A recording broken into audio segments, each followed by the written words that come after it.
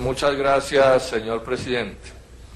A ver, lo primero es decir que es obvio que a Isagen no la venden por ser una mala empresa, sino una buena empresa. Eso se cae de su peso. Denle las vueltas que le den. Siempre ha sido así. Ningún inversionista privado compra hueso, eso no sucede. Solo adquiere lomo. Todas las privatizaciones se han podido hacer porque son un excelente negocio para el inversionista. Por eso nunca vamos a ver cómo se privatiza, por ejemplo, una escuela de un barrio en Ciudad Bolívar. Eso no va a suceder. Ni van a privatizar una carretera por allá de tercer nivel en una montaña perdida de Colombia. Eso no aparece. Ese hueso le cae al Estado y así será por los siglos de los siglos. En ese sentido me parece lamentable como una especie de esfuerzo del señor ministro de Hacienda para decirnos que es que la empresa no es un buen negocio. Porque entonces uno se pregunta, bueno, ¿y por qué a los chinos, los franceses, los gringos y todo el mundo quieren venir a comprar esa empresa? Pues porque es un buen negocio. No me voy a detener a dar cifras, aquí ya algunos colegas han dado, pero es obvio que si uno suma las rentabilidades que está dando hoy la empresa, no son ficciones, sino realidades, más la valorización de las acciones, que eso es parte también de la utilidad de una empresa, se trata de un excelente negocio y por eso, repito, el gobierno puede sacar a venderla y por eso hay inversionistas interesados en hacerlo. Pero además los propios estudios, por ejemplo, del sector financiero del Banco de Colombia, han señalado con toda claridad que el negocio es mejor hacia el futuro. Pues de entrada por lo sucedido con Hidrosogamoso, eso le amplió la posibilidad de generación en una proporción importante, tiene otros proyectos en perspectiva, tiene un banco de proyectos, etcétera, que hacen que ese negocio va a ser todavía mejor en el futuro, y además porque Colombia es de esos países que si las cosas resultan medianamente bien, va a necesitar más capacidad instalada en los próximos años durante tiempos bien largos, distinto a lo que puede suceder, por ejemplo, en países de mayor desarrollo relativo. Entonces, dejemos claro que lo que van a vender es un gran negocio. O sea, que van a vender algo parecido a la gallina de los huevos de oro. Y la van a vender es porque es la gallina de los huevos de oro, eso tiene que estar perfectamente claro. Tampoco uno puede compartir pues un argumento que en un auditorio como este de gente ilustrada se presente. Me refiero a lo dicho también por el doctor Cárdenas, de que es que no se llevan los activos, ¿no? Realmente muy primitivo ese argumento, ese lo sacaron mucho hace como 25 años cuando empezaron las privatizaciones, ¿no? Pues claro, no se llevan los fierros y los postes y las cosas, porque bueno, de eso es de lo que se trata. Si se los llevan, entonces cómo explotan el mercado nacional y cómo se enriquecen. Pero se llevan, doctor Cárdenas, la clave de la inversión, que son las utilidades que producen esos activos, ni más ni menos. Y ese es un asunto que no es de menor cuantía. Si hay un problema complicado que hoy tiene Colombia, es el desbalance de su balanza cambiaria, que nos está creando problemas complicados y que esos problemas se terminan complicando todavía más en la medida en que esa empresa seguramente exporte sus utilidades, que es en muy buena medida a lo que vienen. Entonces, plantear las cosas en este terreno pues le quita, yo diría, seriedad al debate, sobre todo en un ambiente como este, porque uno entiende que en los medios de comunicación digan cualquier cosa, no faltará el despistado que se come el cuento, pero aquí creo que estamos ante un público ilustrado. De la misma manera que señalar, como lo hizo ahora el ministro de Hacienda, que da lo mismo que la propiedad sea privada o pública, pues eso es otra desproporción que no resiste ni un minuto de análisis. Ese cuento también nos lo echaron hace 25 años cuando empezaron las privatizaciones y hoy ya veo que empieza a aparecer ciertos consensos en Colombia en que no es lo mismo. Y no es lo mismo, es que son de naturaleza diferente las acciones y la mentalidad con la que funciona el Estado que con la que funciona la empresa privada, además si es empresa privada extranjera. Estamos en una economía de mercado, eso es cierto, y puede haber actividad privada. Y puede haber incluso inversión extranjera, pero decirnos que es lo mismo que un bien sea público o que un bien sea privado constituye una desproporción que no resiste ni el menor análisis, ni el menor análisis. Hasta el punto de que esto lo ha señalado la propia Contraloría. Ayer o antier la Contraloría General de la República publicó un informe al respecto. Digamos que el señor Contralor, pues como todos sabemos, fue elegido por los amigos del gobierno aquí en el Congreso. Y sin embargo, la Contraloría expresa, pues con la diplomacia propia de estos estudios de Contraloría, expresa tres grandes preocupaciones a las que yo me quiero referir y que son argumentos que otros hemos dado con anterioridad y que se vuelven argumentos en contra de la privatización. Lo primero que señala la Contraloría con toda... Un momento, señor presidente. Yo les voy a pedir un favor, es que es muy difícil trabajar con ustedes ahí. De paso, señor presidente, va a pedir un favor, que le pongan un letrero a esto aquí atrás o alguna cosa que diga que el que tenga que conversar mejor se vaya para otro lado. Me salí del tema. Y estaba diciendo que entonces la Contraloría hace un análisis en relación con qué va a pasar con la plata de la venta. Porque el gobierno, cuando dice que se cambia un activo por otro, da la idea de que no va a pasar nada, y no, la Contraloría y el propio documento COMPES en que se fundamenta este negocio de las vías 4G, dice que sí va a pasar. Dice, analizando el documento COMPES, la Contraloría, se entendería entonces que los recursos generados por la explotación económica de la infraestructura o la prestación de los servicios públicos no generarán ingresos y por tanto no se contabilizarán en el presupuesto general de la nación. En otras palabras, 4G no producirá ingresos financieros, por lo cual la venta de Isagen generará presiones adicionales a las finanzas públicas, puesto que, como se anotó anteriormente, un porcentaje importante de los dividendos se giran hoy a la nación. Luego, no es cierto que se cambie un activo por otro. O sea, se cambia teóricamente un activo por otro, pero de características completamente diferentes. El riesgo de que esa plata desaparezca en todo o en parte es completo. Eso se ha mencionado por parte de distintos analistas en más de una ocasión. Lo señala el documento COMPES a su manera y lo señala la Contraloría a su manera.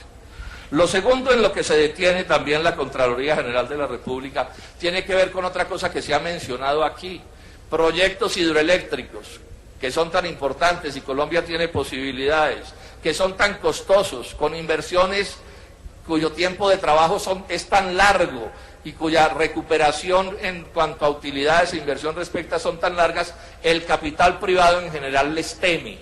Y eso es lo que explica por qué en Colombia el grueso, por no decir que toda o casi toda, la inversión en la hidroeléctrica se ha hecho por cuenta de los recursos públicos. El capital privado en general se resiste a invertir en este tipo de negocios por las características que ya he explicado, y sobre eso también se detiene la Contraloría General de la República. Y este no es un asunto de poca monta, que no resulte que se privatice Isagen y que el día de mañana no haya quien acometa los proyectos de generación hidroeléctrica que el país necesita para su desarrollo. Y también se detiene, señor ministro, la Contraloría en señalar que hay un riesgo tarifario.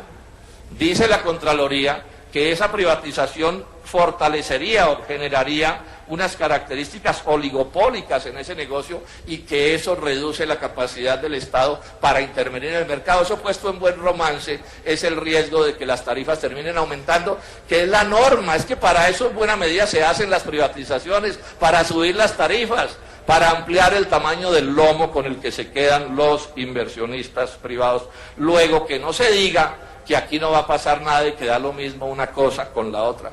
Se mencionó también aquí que estos proyectos incluyen masacres laborales, y en eso tampoco podemos estar de acuerdo, porque no es bueno que maltraten a los trabajadores, ni es bueno que se siga concentrando la riqueza a niveles en que empieza a estorbarle al propio desarrollo de la economía de mercado en la que está Colombia. Pero yo me quiero detener por último, señor presidente, a un asunto que se ha mencionado o no se ha mencionado, sobre el cual yo he dicho varias veces cosas y los medios de comunicación silencian por completo. Sí será verdad que hoy Colombia debe continuar con esos proyectos de 4G como si nada estuviera pasando, porque se nos dijo inicialmente que eran proyectos para la productividad. Sin embargo, vi al ministro Cárdenas en estos días enfatizando que no eran tanto para la productividad como que eran proyectos para estimular la economía, como un gasto anticíclico, mencionó. Yo creo que eso es más sensato, porque si uno mira el mapa de las 4G y ve la carencia de estudios sobre productividad, le queda claro que ahí más lo que hay son gastos para estimular la economía, pero eso debería abrir un debate, senadores y senadoras. ¿Sí será ese sector de vías de infraestructura el mejor sector para invertir, para estimular la economía? Muchos analistas dicen que no, que esas son inversiones demasiado intensivas en capital, distinto por ejemplo de los proyectos de vivienda que generan más empleo y que en ese sentido no son los mejores como proyectos anticíclicos. Pero además, en noviembre y en mayo del año pasado, la ANIF publicó unos estudios que cualquiera puede mirarlos, que hacen advertencias muy complicadas sobre ese plan de las llamadas vías 4G. Primero dice la ANIF que los estudios de esas vías están costando del orden del 0.2% en relación con el costo total de la inversión. Y señala ANIF que eso constituye un error garrafal porque los estándares internacionales dicen que esos estudios deben costar entre el 2 y el 3%. Lo que está diciendo ANIF es que estamos corriendo el riesgo de meternos en unas inversiones enormes con estudios completamente insuficientes. Y todos sabemos que en este tipo de obras los estudios malos significan sobrecostos y corrupción. Dice también la ANIF que a estas alturas hay 12 proyectos de estas vías 4G adjudicados y que todavía no hay cierres financieros, cosa que no deja de ser una preocupación porque las condiciones de la economía nacional e internacional se han modificado en materia importante en los últimos meses. Dice la ANIF textualmente, muchos de los proyectos no terminan de cerrar, se refiere al cierre financiero, que es el arte de las privatizaciones. Dice la ANIF que fue una pésima idea haber involucrado al Banco Agrario en estos negocios porque no le corresponde al Banco Agrario ni conoce de este tipo de proyectos para que se involucre en ellos. Agrega la ANIF que no hay un verdadero plan maestro vial y eso se nota con solo observar el mapa de los alambritos que aparecen bastante desconectados unos de otros. Protesta la ANIF contra los contratos mermelada, cito textualmente, que terminan en malos diseños y en pésimas administraciones cuando no en abierta corrupción. Y concluye la ANIF diciendo que más de la mitad de los proyectos 4G de la segunda y de la tercera ola no dan cierre financiero porque los peajes son insuficientes, es decir, el número de carros que pasa por los peajes es insuficiente. Y cualquiera se preguntaría, ¿y si el número de carros es insuficiente, sí será razonable sostener este tipo de proyectos? Sí, porque la pregunta es su necesidad. O sea, la lógica del filósofo de Palenque dice que es mejor mucho que poco. Televisor de 60 pulgadas que 20, vías de un tipo bien anchas, mejores que las más corticas, pero la pregunta es, ¿y los recursos dónde están? Este tipo de cosas deberían ser miradas cuidadosamente por la opinión pública colombiana. No resulte que además de que se privatice a Isagen, se malbaraten esos recursos adelantando proyectos que por lo menos en algunos casos podrían no ser recomendables, en otros seguramente sí, pero es que aquí lo que hay que mirar es caso por caso a ver qué es lo que va a pasar.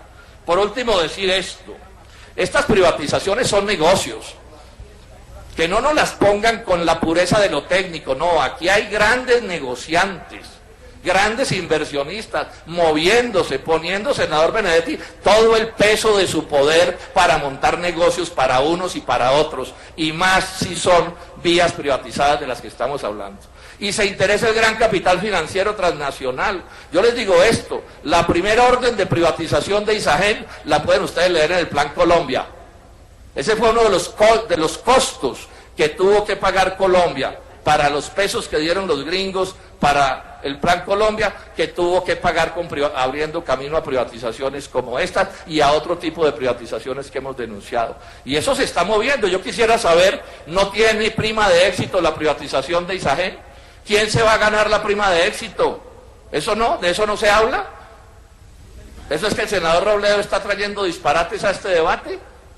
No, todos sabemos cómo se mueven las cosas. Esto no es, pues, digamos, la técnica pura y la ideología pura, no. Esto es como sonando la registradora todo el tiempo y yo me pregunto cómo es que suena la registradora en este negocio. Por último, me parece lamentable y grave que la mayoría de este Congreso, de este Senado, de lejos, estemos en contra de la privatización de Isagen y que al presidente Santos y al ministro Cárdenas eso les importe un pepino. O sea, como si no estuviéramos, como si no existiéramos. Se supone que este es un poder del Estado, tan respetable se supone como el Poder Ejecutivo o más, porque nosotros representamos más que lo que representa el Ejecutivo. Y resulta que aquí se opina en contra de ese proyecto.